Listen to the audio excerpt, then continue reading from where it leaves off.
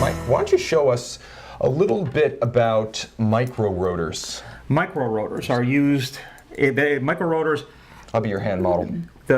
What I like about micro-rotors, it allows you to have a thin profile because the rotor is actually built into the case. It's sunk down into the case instead of sitting on top of the case. And this is actually the Patek's, and it's the 240 base movement, which uses the micro-rotor. Believe it or not, it's very efficient for its size. It's a fantastic system. It's an old system. This was original. I remember working on these back in the Eternus. They had floating wheels. They actually had a wheel that floated and would slide up in and out to couple and decouple. Not much different. One of the things I can point out is right in here, all your tension is being held right here. And it just has a click that just grabs everything and holds everything. You can't let the power down on the watch without disassembling the automatic on it.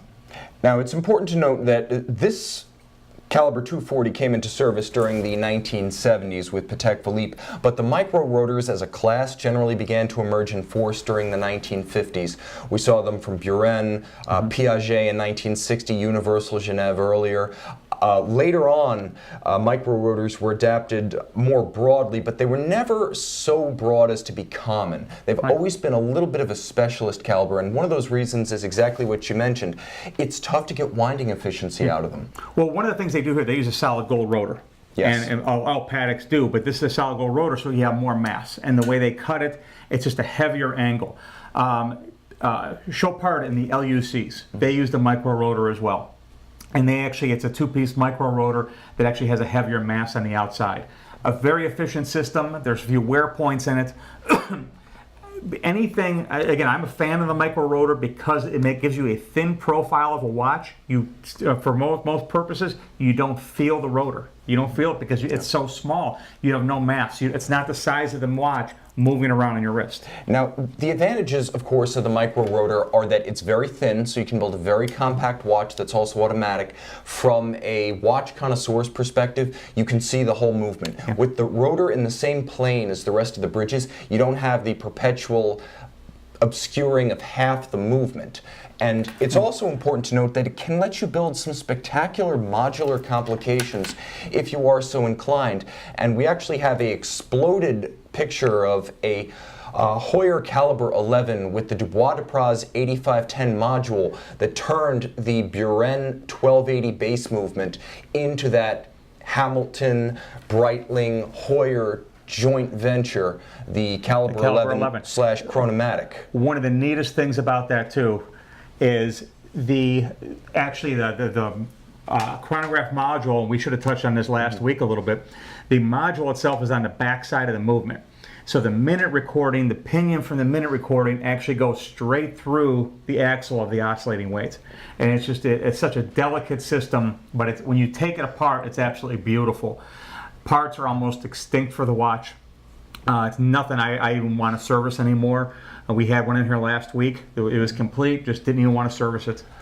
But it's just, when you look at the profile of it, I didn't even think I had those pictures. I would have sent them down to you. But you can see the axle the pinion goes straight through the center of the axle, which is just beautiful to see. Yeah. It's impressive that they pulled it off. It's a nightmare to work on it. And I remember I've actually had to make that hub before. The hub, redo it. And it was not fun. For a price and time and treasure, anything's possible. Right. So it's important to know that today the micro-rotor is undergoing something of a renaissance, I would say. There are probably more companies building micro-rotor automatics now than at any point in the history of the industry. Patek Philippe never really gave up on them. The caliber 260 that's in the 5235 regulator is a very hot-rodded version of the 240, very cool. Also very rarely functional, but that's why that watch is a future collector's item. Roger Dubuis does micro-rotors great. Yeah, it's a very thick micro-rotor. Yeah. It has more of a mass to it.